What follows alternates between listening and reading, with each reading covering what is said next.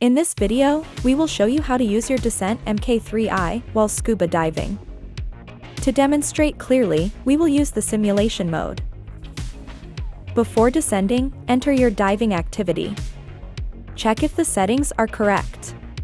Keep your watch above water to get the GPS dive entry location. Now, you can start descending. Your watch will automatically start the activity. This is the water temperature.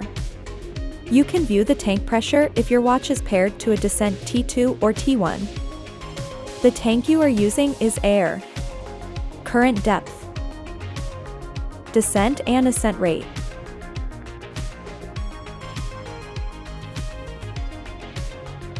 No decompression limit minutes. Activity timer.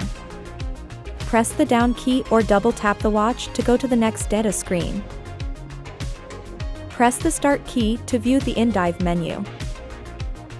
Next, when you are ready to end the dive and ascend to 7 meters, the watch will display the safety stop timer. The timer starts to count down at 6 meters. Generally, a safety stop at 5 meters is recommended. The timer counts down within 2 to 7 meters. If you ascend to 2 meters or higher, the safety stop timer pauses and alerts you to descend.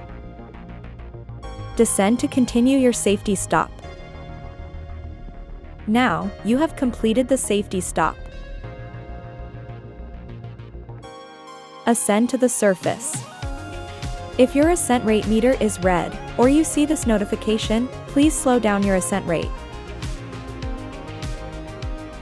When you are close to the surface, the dive end timer will begin counting down. Keep your watch above water to get the GPS dive exit location. There is a notification when the dive end timer reaches 20. Your diving activity will be saved automatically. Lastly, select Done. And that's it. Thanks for watching.